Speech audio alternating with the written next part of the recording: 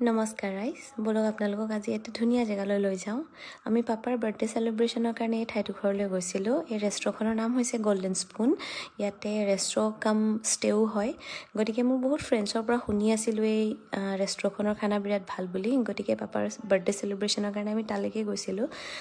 গতিকে আপোনালোকে যদি নগাঁও ফালৰ পৰা আহে তেতিয়াহ'লে উৰিয়াগাঁও বাইপাছ পাৰ হোৱাৰ পিছতে এইখন পোৱা যায় অলপ পিছত।